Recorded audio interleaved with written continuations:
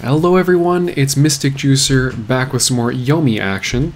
Tonight we've got TOPANDA action, so this is a tournament setup that specifically people who are in the International Yomi League playoffs and people who are in the TOPANDA League cannot qualify for, so it's open to everyone else except for people who are already sort of in playoffs. So nicknamed TOPANDA as a response, actually called Best of the Rest tournament. Links will be below. And we've got Djister versus Glacialedge. Djister, very long time Rook player, very strong Rook, and Glacialedge also known for playing Rook. So what I'm really hoping that we see tonight is the best mirror in the world, which is Rook v Rook.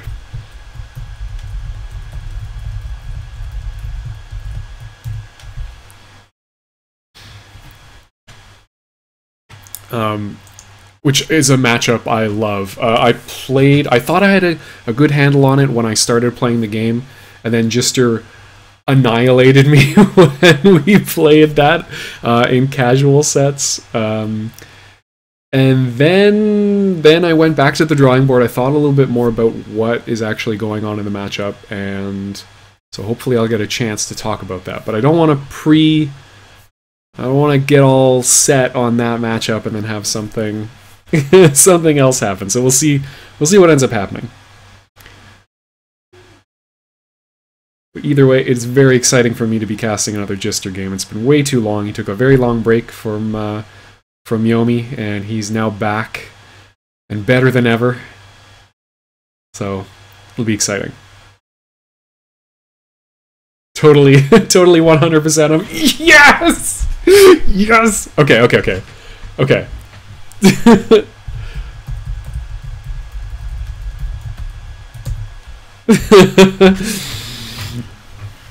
So the thing about this is, okay, so first of all, it's got the grappler matchup thing where getting an attack blocked is just the worst feeling ever. Yeah, Master Blaster, you know what's up. Getting an attack blocked is just an awful feeling, because not only does your opponent draw a card, but you don't draw any cards for normal attacking either. So it's just awful. And Glacialedge opening up with throws. So the thing that you would prefer to do as Rook here is just to throw with 2s and kings, because those are going to be, you know, very dominant throws. The worst thing that ever happens is if you put a king on the table and you get counter thrown with a 2. There's something about it, even though it only deals 10 damage, and you would prefer that to getting hit with a 10 into queen for 20 or 24, there's something about it that just feels awful. So, okay, Djister steadfastly blocking his way up out of knockdown. He has taken 10 damage, but that's the thing. This matchup is just going to happen. Like, every combat reveal is going to deal between 10 and 20 damage, basically flat.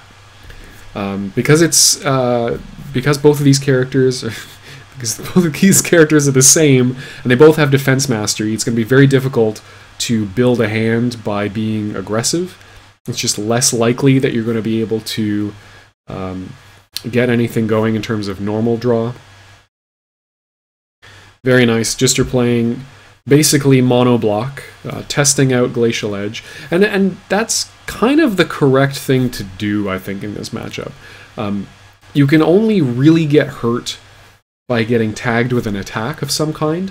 All your throw victory, like your opponent's throw victories, are only ever going to deal 10, 15 damage, really. Especially so early in the game where nobody has collected any aces at this point. It'd be very unlikely for anybody to have Checkmate Buster already in hand. So blocking is just very safe.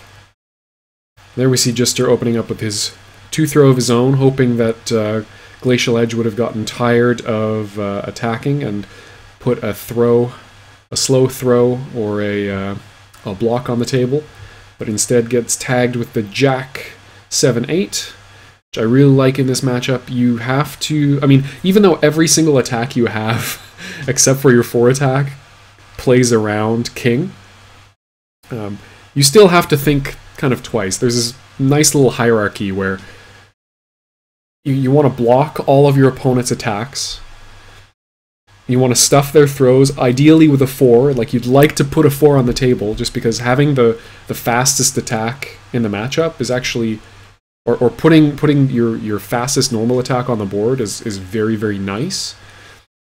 But you hate to see that run into a king so badly.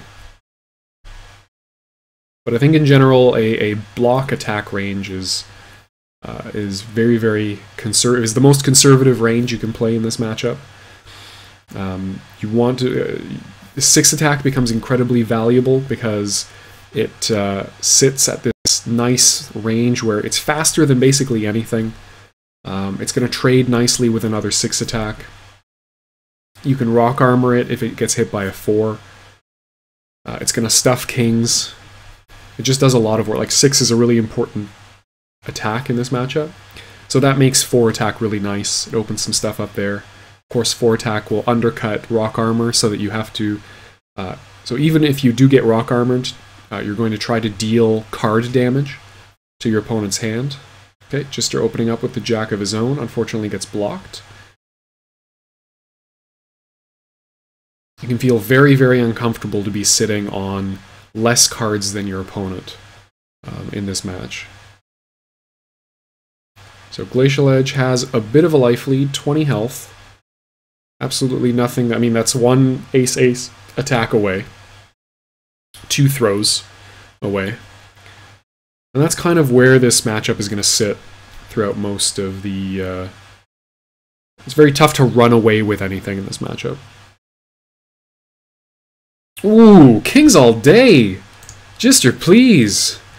Puts the 3rd king on the table, and just like that, we're within 6 health of the... We're within 6 hit points of each other. Djister still maintaining slight card advantage. At 10 cards, you can definitely get rock armor going. And that's why he's opening up his range with a bit more throws. Just because... You know, as playing against Rook, you would prefer to take 10 or 15 damage to 24. Oh, oh no! Oh no! Djister's king seeking 10 finds its target. He gets the normal draw. He gets huge damage off of that.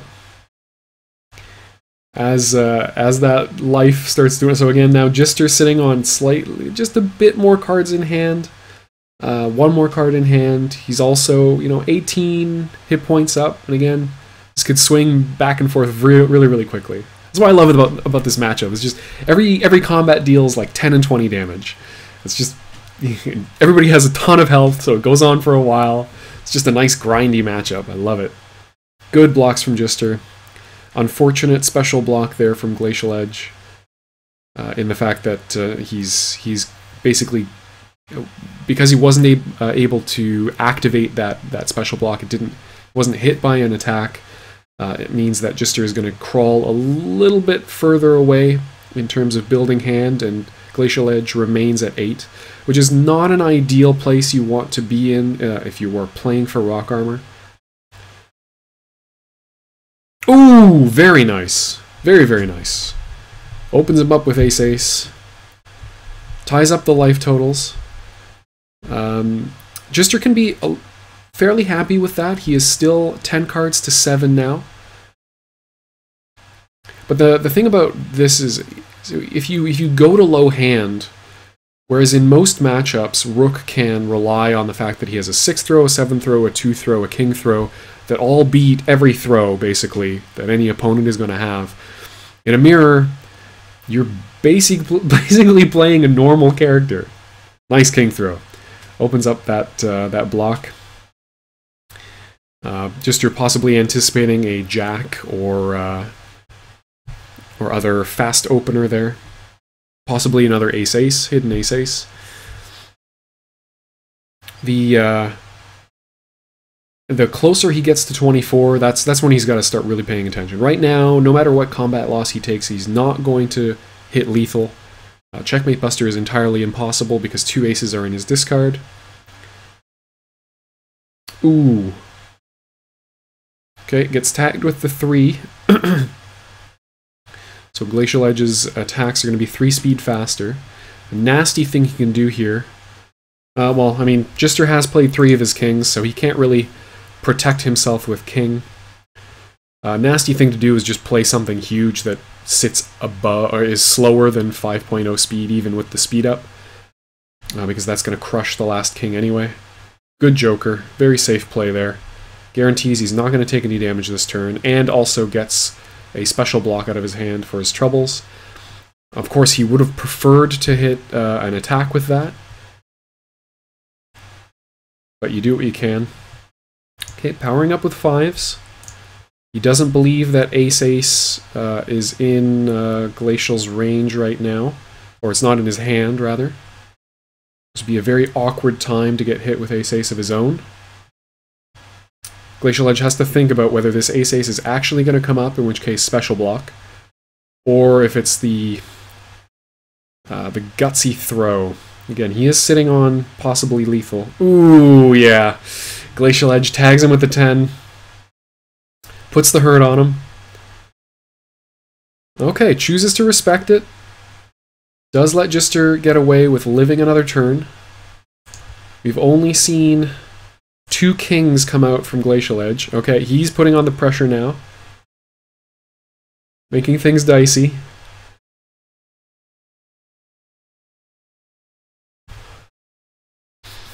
So Ace-Ace, very real from both sides. Special blocks, slightly more possible. Especially the important special block, the 5, as Djister has powered up with 2 of his own.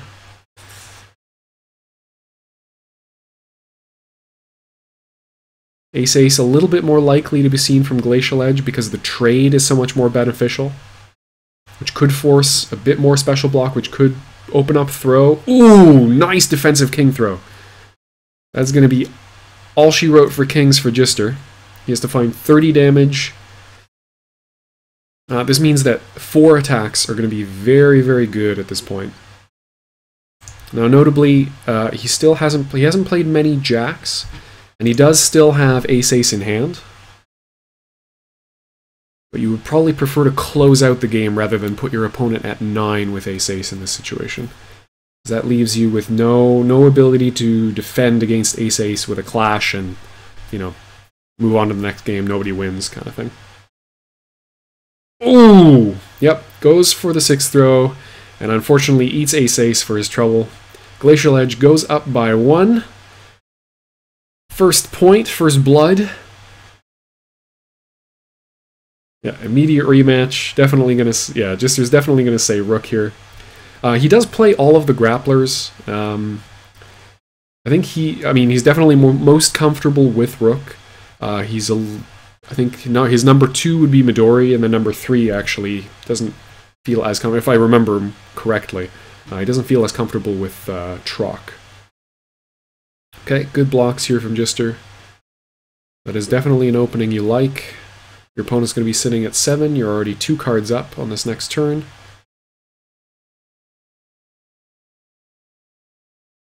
So the wider the difference between both characters, I feel like the more likely that the person on the short end of the stick is going to want to block or attack. Because they're going to want to defend against throws and defend against rock armor. And at 9 cards, rock armor is not unreasonable if you have the hand to support it. Okay. Justo double block, 9 of diamonds on both sides. Djister happy to be thrown, as it means he would maintain card advantage at the expense of 10 life.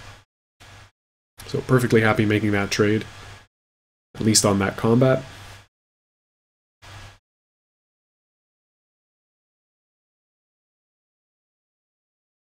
And that's the thing that might confuse people about this mirror the first time they encounter it, is they still want to play this block throw range as Rook, whereas you have to kind of forget that you're a grappler. You have to remember that, you know, 4 attacking with jacks are actually quite good. Jacks in particular, because You don't care if it gets special blocked with a 5. You're only taking 4 damage. It undercuts king, which is very nice. It undercuts the 4, which is kind of the 4-king mix-up, right? It beats both sides of that. It beats raw queen, in case somebody's getting desperate. So it's just really, really nice. Definitely a matchup that you want to play that raw, for sure. Queen still preserved very much for combat filler. Okay, Djister setting up for a mix-up turn. Glacialedge does not take the bait. Both of these characters now, or both players now, sitting on quite sizable hands. 12-card Rook for Djister, so he's maxed out. Temptation is going to be to go on the offensive. Glacialedge can play a really nice jack here to possibly undercut a lot of stuff. Yep. So it could have beaten the 7. And so long as you're dealing okay damage, if you're going to be eating rock armor, probably pretty happy. In that situation, trading Jack 7-8 for 19 damage against a possible maximum of 24, perfectly legitimate, especially because it's going to put the other Rook in a situation where he has to think about, okay, do I want to deal just a little more, 5 damage, is 5 damage worth giving up 2 additional cards? Or do I eat this and fall a little behind in the damage race? Good block. Yeah, see that nicely placed jack. It's just a really good spot to throw it out. Djister probably going to power up in this from this position. Yeah. Powers up 10s. Powers up a lot of 10s. So that's going to put a bit of a crimp in his maximum damage output. But he's threatening far more damage than 24 right now. Checkmate Buster is now a possibility. It's on the table. And Glacialedge has to make a decision about... Every turn he's got to think a little bit about walking into 50 damage. It's definitely a big swing. Okay, yeah. Gets hit, but again, this is a perfectly fine... That's an absolutely fine trade. Trading a jack for a 5 is just fine, especially in this early game. Where, I mean, ace-ace is on the table. He has powered up for it. But he is definitely using this... He's definitely using this opportunity to threaten the possibility of Checkmate Buster. It'll be interesting to see what Glacialedge responds with. Glacialedge, does he want to hedge around the fact that he doesn't know if Djister is the kind of person who will just play it immediately? And Checkmate Buster is very strong in this matchup, but especially in this position where both characters are basically at full health. They both have huge hands. You can absolutely recover from, any damage that's inflicted. Okay, Glacialedge only able to deal 14 damage on that, so not even really, really punishing him here.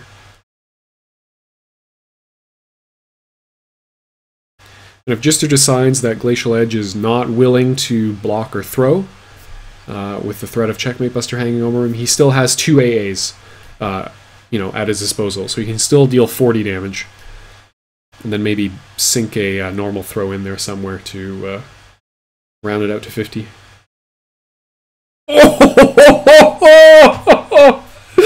Oh, what a lovely day. Oh, yeah, special blocks don't protect against that. So Djister showing just what he's made of. Glacialedge has a chance to respond with a silent Checkmate Buster of his own if he can if he can put that together.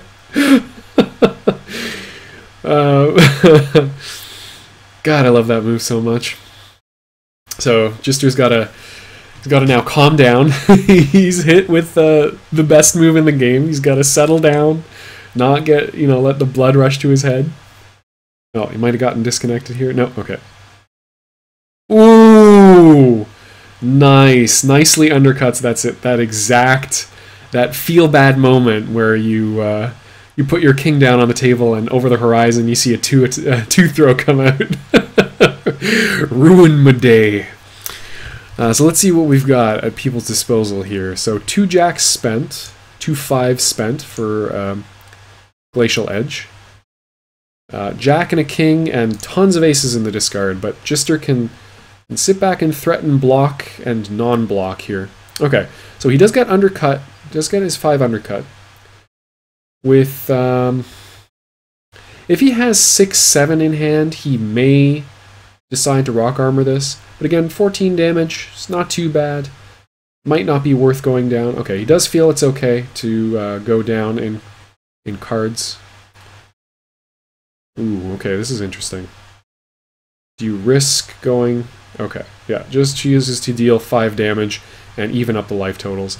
It's now 6 cards to 7, and notably he has a 33 life lead. So it's not huge, it's not insurmountable by any means for Glacial Edge to come back from this. But he does have a bit of a cushion. So the pressure is much more on Glacial Edge's side. Having said that, though, I mean, 7 cards is kind of an awkward hand size to go rock armor crazy with. Nice Q reveal. That would have been a punishing situation to run a high normal into. Because then you're really putting yourself at 7 cards, going down to... I mean, even if you're only spending 4 cards, you're going to be down to 4 after the draw. Kind of an ugly situation to put yourself in. Could see jokers coming out at any time here. He may choose to conserve them for when he's down on the ground. Okay, undercutting Djister's own... Playing Djister's own game with the Q attack. Once again, still having that 33 life lead. And hand totals very, very close. Oh, going for the rock armor. This is potentially lethal. If he has queen pump follow-up, goes for it, and nails it. Wow, 1 card left in hand. Nice. So was able to hit Checkmate Buster and then ride that advantage, that life advantage to victory. Nicely done. So things tied up 1-1. See if Glacial Edge feels that it gets rattled by that last loss.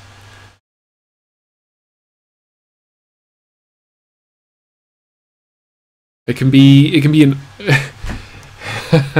it can really warp your sense of it. That's the thing about Rook, right? Like if you get hit with Checkmate Buster, as somebody I think it was Phoenix of the Ashes might have said, you know, it's a choice.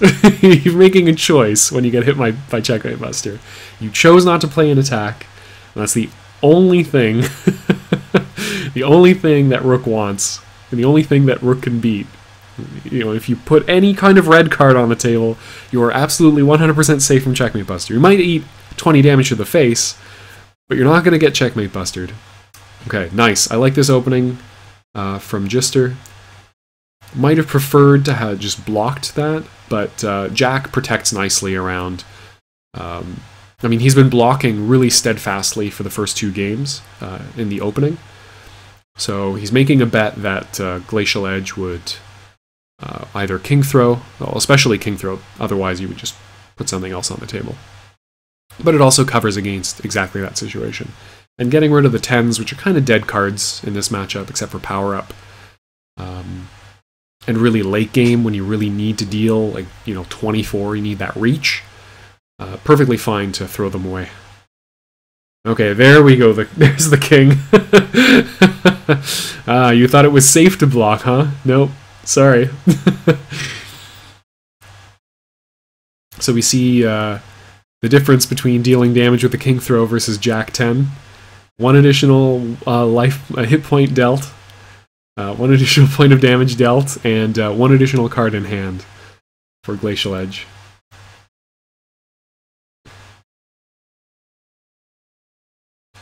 Things very, very even here. Yes! Hugs!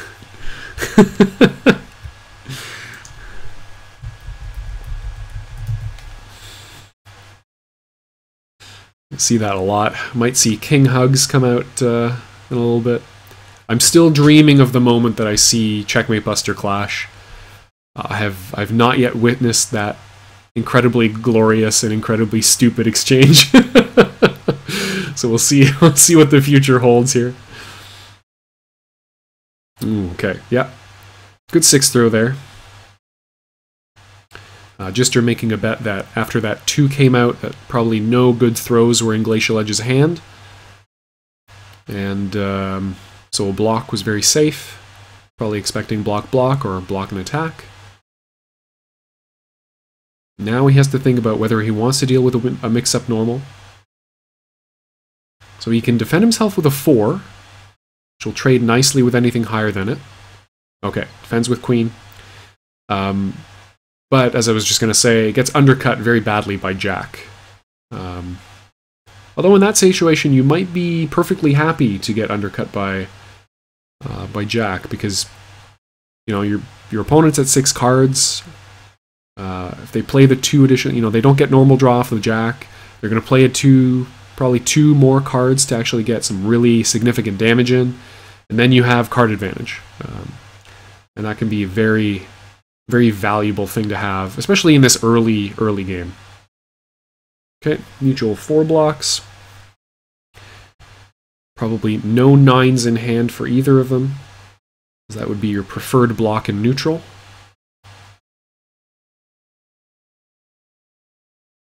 Doesn't really indicate anything about hand quality, though. Just means that they have stuff that's better than 9s. So Djister's still a card behind after he puts his card down. Okay, both of them choosing to delay decisions until until more cards come in hand. Okay, Glacialedge now putting on the pressure. Threatening ace-ace. This is often a good time to stick out. I think if I'm Djister, I'd probably put that 4 attack on the table.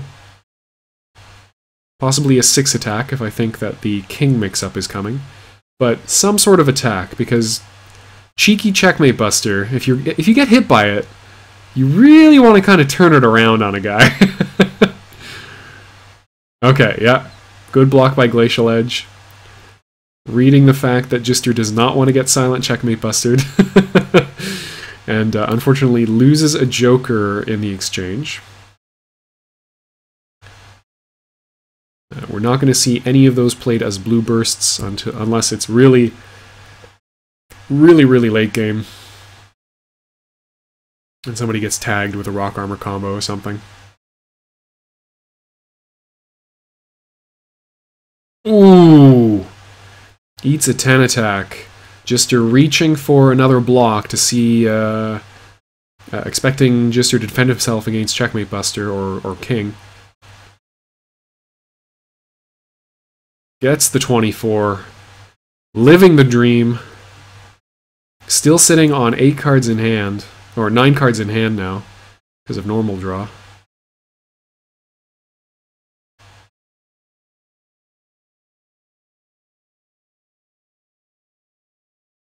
Tense moment for Djister. He's sitting at 51. 1 hit point away from significant life total. Glacialedge still sitting on those 2 aces in hand. Okay. Plays the 4 as an attack. Possibly trying to reach another throw. Instead now giving Djister the card advantage. Notably, Djister has not special blocked yet, which tells me that he doesn't think that ace-ace is coming. He's probably thinking that either checkmate buster is being, he's being angled for checkmate buster, or that Glacialedge just wants to threaten ace-ace to kind of deform Djister's range to try to play more defensively, which might open him up to more throws. Okay, so now we see if rock armor comes. It's usually not great feeling to rock armor a 4. There are situations where you might just want the damage. 4, 5, 6 can be okay, but usually just going for aces, because it just deals 15 damage and it costs 5 cards. you know, -1 for getting the ace, so 4 cards, but not always ideal to do that. Sometimes you might just want to put Jack 10 or Queen Pump. Okay, lands the king, so Glacialedge looking like he's playing the threaten ace-ace game. Djister now ignoring Checkmate Buster. He stuck that Jack out there, so he's playing, you know, relatively safe, fast cards. Covering kind of both options. He's also defending himself against ace-ace. Making... Nice, okay, we see the special block come out, so Djister thinking now, okay, I mean, if you were going to pull the trigger, you probably would have. You probably don't actually have it yet. So, taking a bet that ace-ace would come out raw. Glacialedge possibly waiting until a few more special blocks are in the discard. He's only seen the first one there.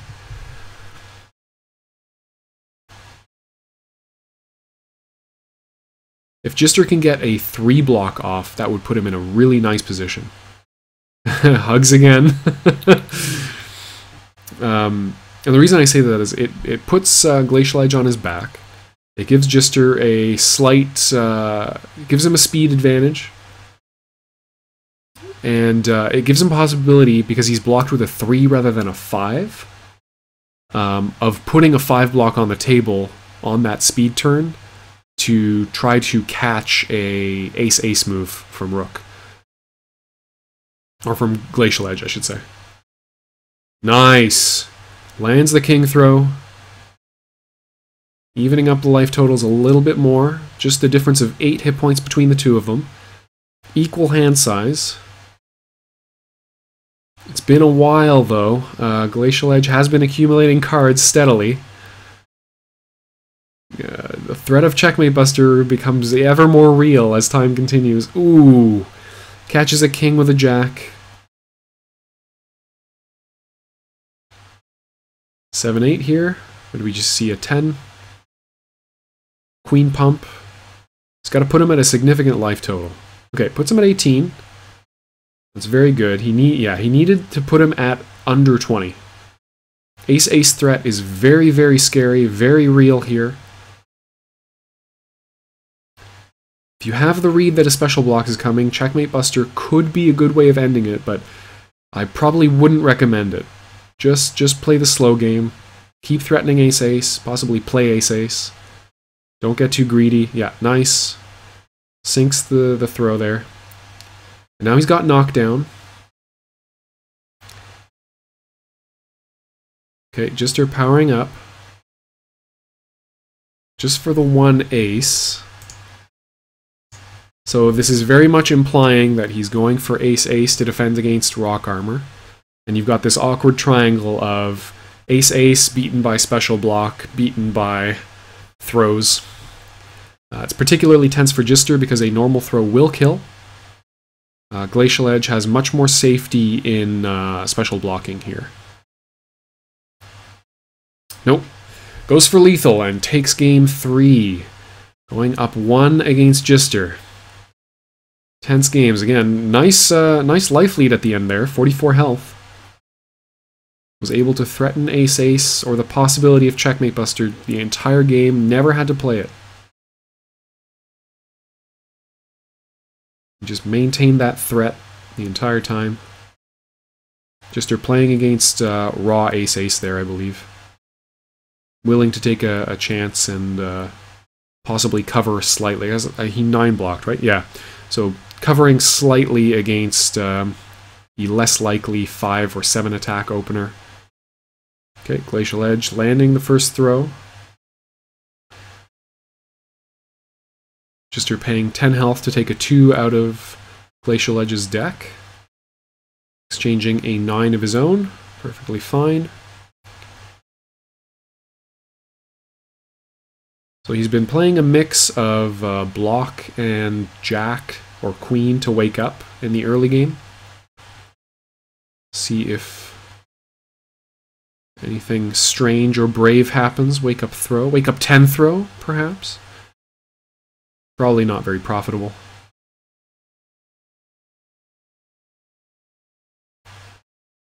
Both players on 6 cards.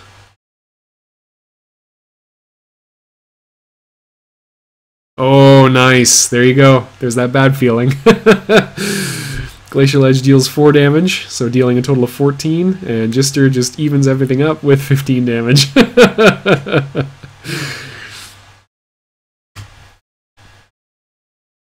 That's why the Wake Up 4 is so nicely placed in that situation. It just covers a lot of your options really nicely. The only thing it really loses hard to is Ace-Ace and Jack into 7-8.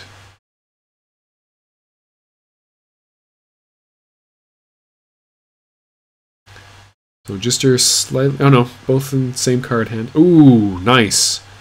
Glacialedge lands the normal. Gets to draw off of that. See if we see 5-6. Possibly Q+. Okay. Nice. Gets an ace for his trouble. Only goes down 1 card in that combat because of normal draw and the ace. So both still on an even playing field. Djister slightly behind in life. Basically any combat win away from evening things up.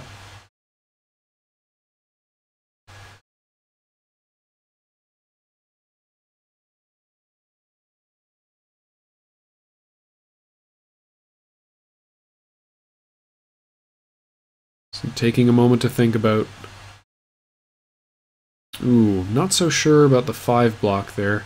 That probably tells me that he's low on normal blocks. Could have a really awkward hand where he's kind of got just 5s, 3s.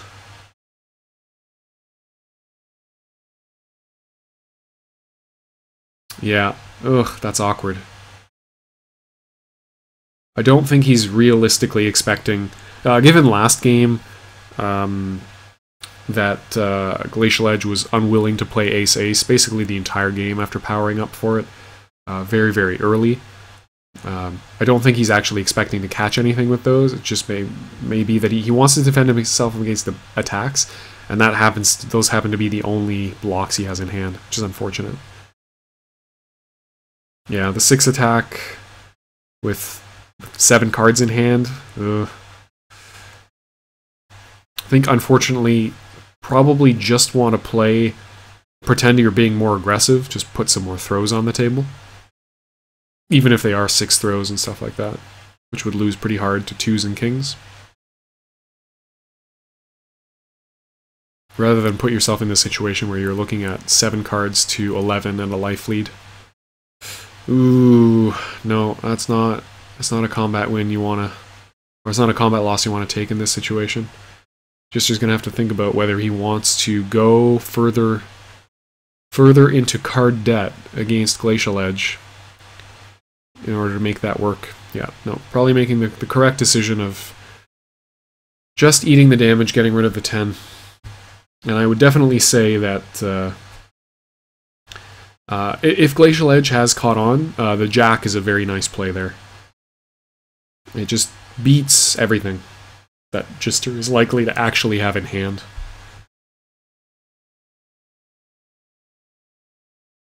Oof. Yeah, Djister going a little bit ham here. Unfortunate that he's not willing to throw with those. It's possible that he's playing to defend himself against throws from Glacialedge. But he hasn't really shown himself willing to throw. Okay, nice Jack. See if he still has enough ammo to follow this up. Hopefully he has a 10 in hand. Probably do not want to play 7-8 in this situation. Okay, yeah, just plays 10 damage. Catches up slightly. Glacialedge can press the advantage here. He has 11 cards in hand. So just cashing that in to extend the life lead. Okay, chooses not to. I don't think it would have been a mistake to let Rock Armor fly in that situation. Unless the rest of your hand is just very good. And with 12 cards essentially in hand, it's very possible that there's just nothing you want to toss there. As soon as Djister can reach a block, a normal block, I'm sure he'll be much more comfortable. Ooh, eats another jack. Defending himself against kings here. Hoping to possibly undercut a 10. Glacialedge definitely playing this matchup correctly. And it might come down to the fact that he has the hand that can support the more conservative type of play, which is just attack with Jack, 4, 6, and 10. Anything else, like attacking with a 7, attacking with an 8, just gets really badly punished by 6 attack, which can lead into good damage. Ooh. Just looks like an awkward as hell hand for Djister. He's playing a very, very aggressive range.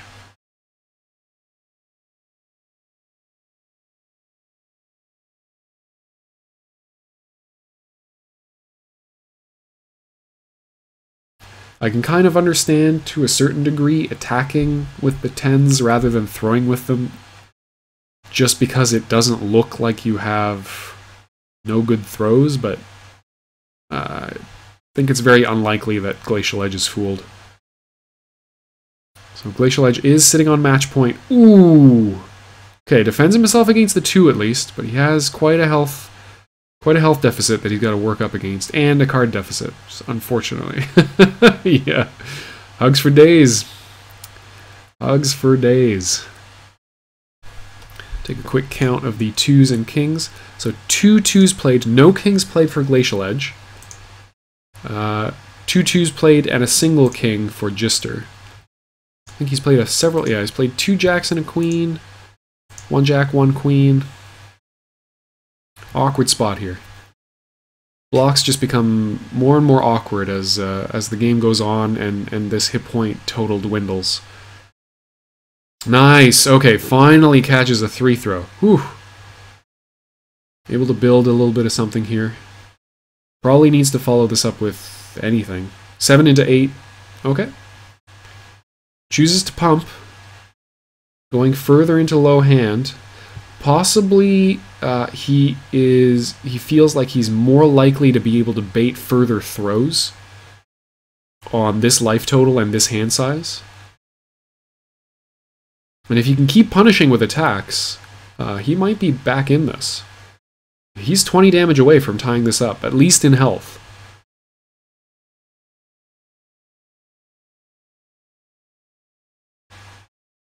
Nice. Definitely a combat win. He needed to get there. Making the adjustment, immediately shifting to throws. I mean, he's spent all game choosing actions that show that he was not willing to throw on a hand with no blocks, and now all these throws are coming out. So it might be, you know, that 5 was fairly safe against the range he was playing just a second ago. Oh, nice! Very nice. Lands a hidden ace-ace. Now Glacialedge has got to start sweating a little bit. That cue coming out indicates he doesn't have a jack. So we could see cheeky undercut of jack here. It's very safe against a lot of possible options that Glacialedge has. Does not want to eat ace-ace of his own, though. Be a very, very scary situation. Okay, okay. There's no way this is lethal. No matter what he has in hand, he can't rock armor through this for lethal. 17 health. Has to let it go.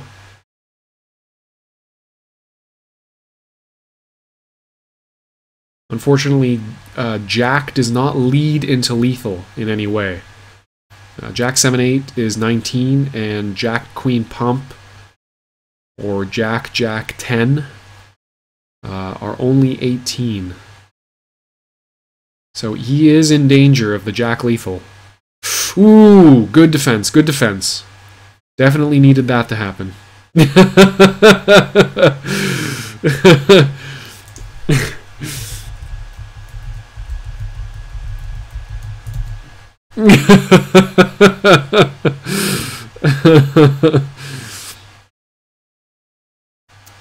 Tense moment for Djister here. Needs to find his way out of this Kung Fu death grip that Glacialedge. Oh no! And it's all over with the ace to clinch it. Nicely played from Glacialedge. Ah, I love that matchup. So good, so good. Good stuff. We got to see Checkmate Buster. It was a good day. So unfortunate that it seems like he was stuck on a very crappy hand for most of that last game. But that's the way the cookie crumbles, and Glacialedge took really nice advantage of it. Really played a range that would hurt that would hurt Djister quite badly. So thanks everybody for watching. That was Best of the Rest. Djister versus Glacialedge. I hope to bring you some more matches very, very soon. Fortunately, very busy at work right now, so matches might be a little thin on the ground for the next little while, although I will make sure to try to upload at least a video a week. As always, if you enjoyed that, if you enjoyed that game and you would like to join us online, fantasystrike.com. You can go to the store icon at the top of the screen, and you can buy yourself 10 characters at a time for about 15 bucks. And if you want to play on Steam, if you prefer to play on Steam, then go ahead and you can buy it there. Just search for Yomi, and again, 10 characters, 15 bucks. As always, I am Mystic Juicer, happy to bring you some Yomi action. I'll see you guys next time.